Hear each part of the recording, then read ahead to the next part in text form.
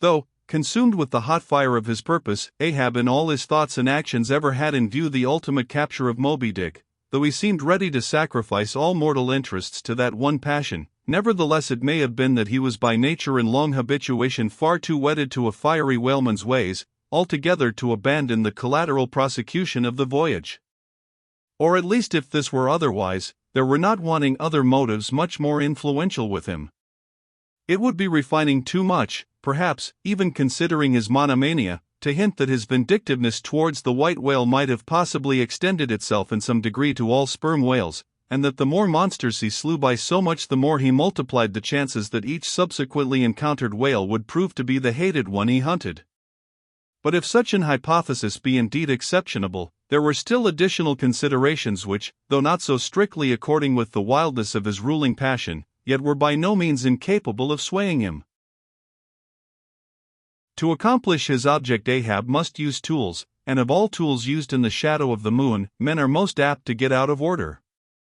He knew, for example, that however magnetic his ascendancy in some respects was over Starbuck, yet that ascendancy did not cover the complete spiritual man any more than mere corporeal superiority involves intellectual mastership, for to the purely spiritual, the intellectual but stand in a sort of corporeal relation.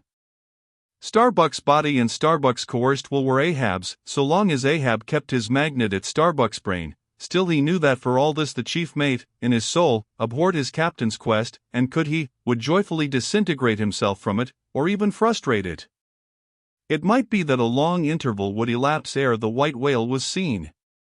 During that long interval Starbuck would ever be apt to fall into open relapses of rebellion against his captain's leadership, unless some ordinary, prudential, circumstantial influences were brought to bear upon him.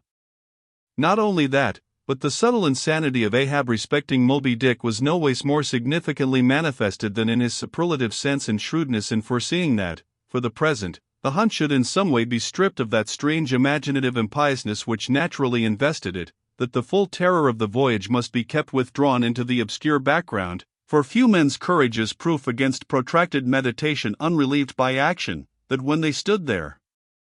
long night watches, his officers and men must have some nearer things to think of than Moby Dick. For however eagerly and impetuously the savage crew had hailed the announcement of his quest, yet all sailors of all sorts are more or less capricious and unreliable. They live in the varying outer weather, and they inhale its fickleness, and when retained for any object remote and blank in the pursuit, however promissory of life and passion in the end, it is above all things requisite that temporary interests and employments should intervene and hold them healthily suspended for the final dash. Nor was Ahab unmindful of another thing. In times of strong emotion mankind disdain all base considerations, but such times are evanescent. The permanent constitutional condition of the manufactured man, thought Ahab, is sordidness.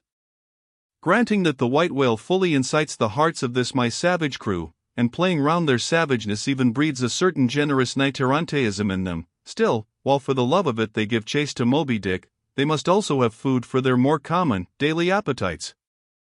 For even the high-lifted and chivalric crusaders of old times were not content to traverse 2,000 miles of land to fight for their holy sepulchre, without committing burglaries, picking pockets, and gaining other pious perquisites by the way. Had they been strictly held to their one final and romantic object, that final and romantic object, too many would have turned from in disgust. I will not strip these men, thought Ahab, of all hopes of cash. They may scorn cash now, but let some months go by, and no prospective promise of it to them, and then the same quiescent cash all at once mutinying in them, the same cash would soon cashier Ahab. Nor was there wanting still another precautionary motive more related to Ahab personally. Having impulsively, it is probable, and perhaps somewhat prematurely revealed the prime but private purpose of the Pequod's voyage, Ahab was now entirely conscious that, in so doing, he had indirectly laid himself open to the unanswerable charge of usurpation, and with perfect impunity, both moral and legal, his crew if so disposed, and to that end competent, could refuse all further obedience to him, and even violently wrest from him the command.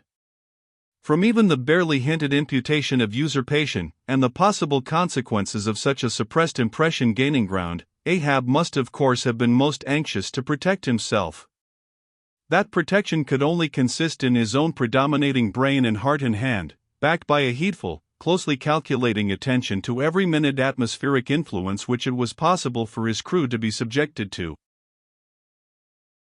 For all these reasons then, and others perhaps too analytic to be verbally developed here, Ahab plainly saw that he must still in a good degree continue true to the natural, nominal purpose of the Pequod's voyage, observe all customary usages, and not only that, but force himself to evince all his well-known passionate interest in the general pursuit of his profession. Be all this as it may, his voice was now often heard hailing the three mastheads and admonishing them to keep a bright lookout, and not omit reporting even a porpoise. This vigilance was not long without reward.